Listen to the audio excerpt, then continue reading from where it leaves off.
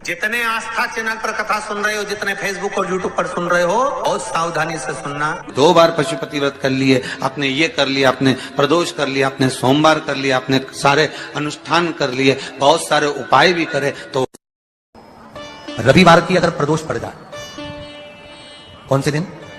रविवार की प्रदोष के दिन ये प्रयोग अवश्य कर दीजिएगा। ज्यादा बार नहीं करना, केवल एक ही बार करना, बाबा स्वयं कृपा करेगा। प्रदोष काल में एक बार लगा दे, उसके बाद में अपनी कामना कर कर बेलपत्री।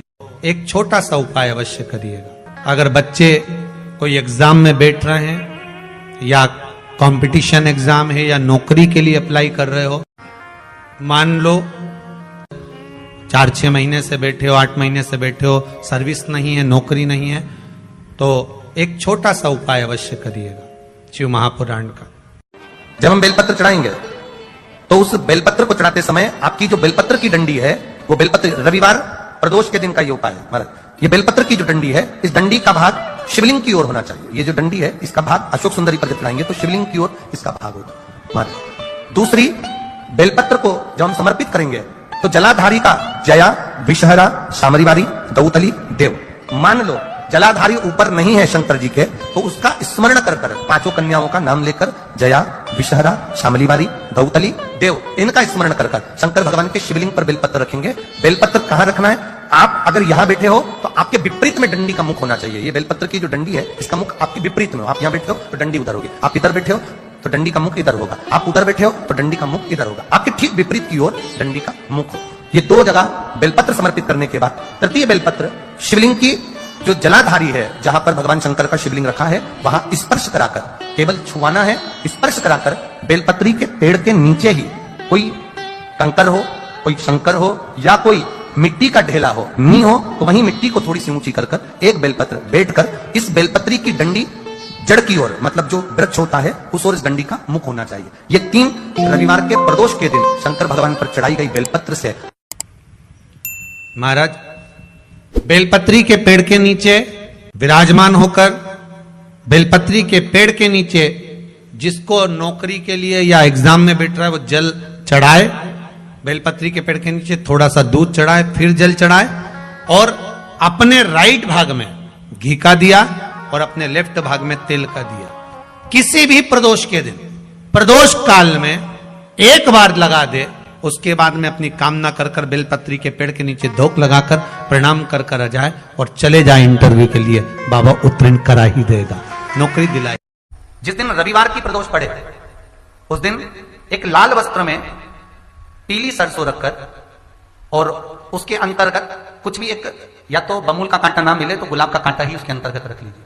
और मान लो कोई काम ऐसा है कि उसमें पैसा तुम्हारा आ ही नहीं रहा, बहुत घाटे पर घाटा जा रहा है, नुकसान बहुत हो रहा है और कोई काम हो ही नहीं रहा, तो महाराज जिस दिन रविवार की प्रदोष पड़े, उस दिन एक लाल वस्त्र में पीली सरसों रखकर, और उसके अंतर्गत कुछ भी एक, या तो बमूल का कांटा ना मिले तो गुलाब का कांटा ही उसके अंतर्गत रख लीजिए, और उसको शिव मंदिर का स्मरण कराकर शंकर भगवान का नाम लेकर रू भैरव, कौन सा भैरव है उसकी भी कथा भी आने वाली है। ये दारुक नाम के राक्षस का संहार करने के लिए जब माता अवतार लेगी, तब शंकर भगवान बच्चे का रूप रखकर रोएंगे, तो शिव जी का एक नाम होगा रू भैरव। ये भैरव कहां पर रहता है? तो कहा ये शमशान में रहता है। कहां रहता है ये भैरव? शंकर का जो एक अवतार है रू भैरव, ये भैरव अवतार शमशान में रहता है।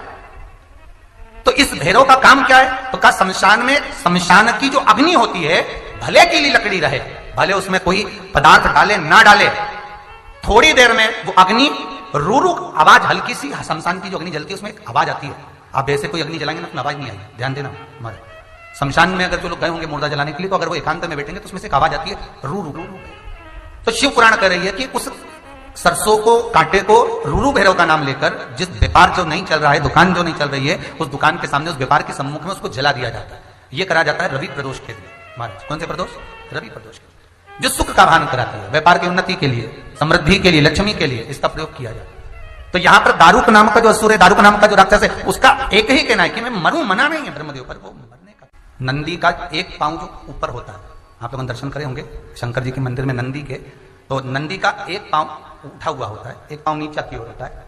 हड्डी से जुड़ा हुआ रोग, नेत्रों से जुड़ा हुआ, मस्तिष्क से जुड़ा हुआ कोई रोग रहता है, तो एक नीले कलर का फूल आता है महाराज, उस फूल में हल्दी डालकर गुरुवार का प्रदोष पड़ने पर जो नंदी के पांव के पास समर्पित कर देता है महाराज, उसका रोग धीरे धीरे समाप्त होने लगता है।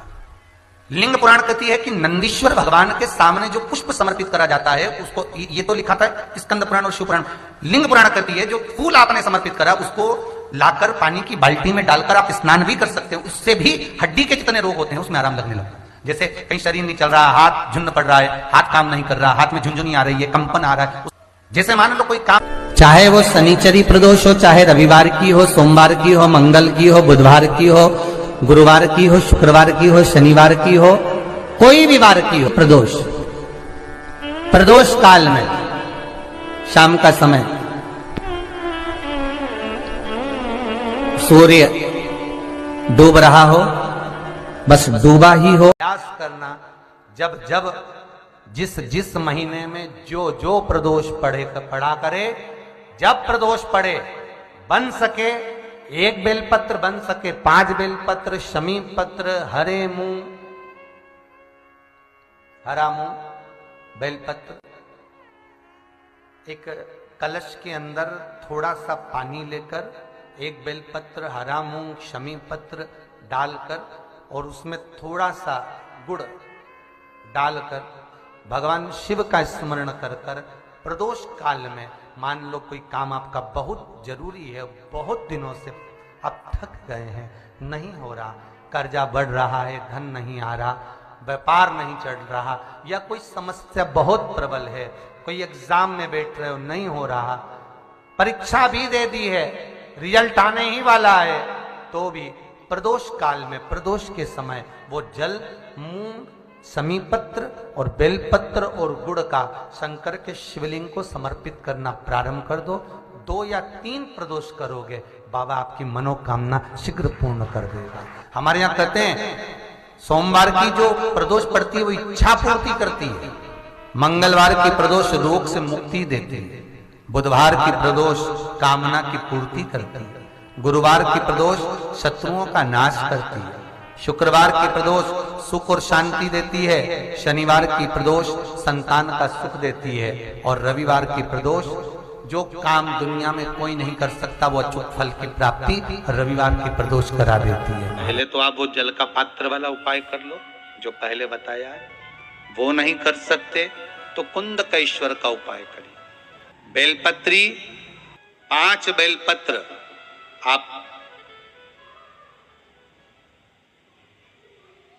5 बेलपत्र बेलपत्री को ले सकते हैं और 5 बेलपत्र में पीला चंदन पूरी बेलपत्री पर लगा लें। पीला चंदन केवल 1 बेलपत्र ऐसी हो जिस बेलपत्री पर आप गाय का घी लगाएं। क्या लगाना है? गाय का घी। 5 बेलपत्र में से 2 बेलपत्र नीचे पीली चंदन वाली, बीच में गाय के घी वाली बेलपत्र, और उसके ऊपर वापस 2 बेलपत्र वही पीले चंदन की रख लें।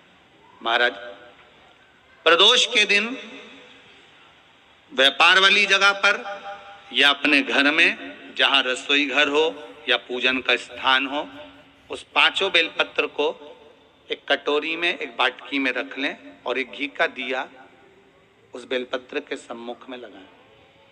उस बेलपत्र को प्रदोष के दिन, प्रदोष काल में उठाएं और भगवान शंकर को अपनी कामना कर कर समर्पित कर कर आ जाएं। केवल 2 प्रदोष करिए कुंदकेश्वर महादेव के नाम से। लक्ष्मी मेरा भोलेनाथ देना प्रारंभ कर देगा, संपदा वो देगा, वैभव वो देगा। 2 प्रदोष कर कर देख लीजिए। वैसे करना चाहिए इसको 5 प्रदोष। कितने प्रदोष करना चाहिए? 5। पर आप 1 प्रदोष करेंगे, दूसरा प्रदोष करेंगे, अपने आप संपदा बढ़ना, वैभव बढ़ना, लक्ष्मी की आवक होना प्रारंभ हो जाए। कुंदकेश्वर महादेव पुराण की कथा कर रही है। अगर आपके पास में नूतन कोई बेलपत्र नहीं है, आप किसी जगह से बेलपत्र लेकर नहीं आए हो, बेलपत्र आपकी थाली में नहीं है, पूजन की थाली में नहीं है, शिव महापुराण यहां तक कहती है कि शंकर भगवान पर चढ़ी हुई बेलपत्र उठाओ, उसको धो और वापिस उसको हाथ में लेकर देवाधिदेव महादेव से अपने हृदय की बात कहकर वो बेलपत्र वापिस शिव जी को समर्पित कर दो, शिव उसको स्वीकार कर ले, शंकर उसको स्वीकार कर ले।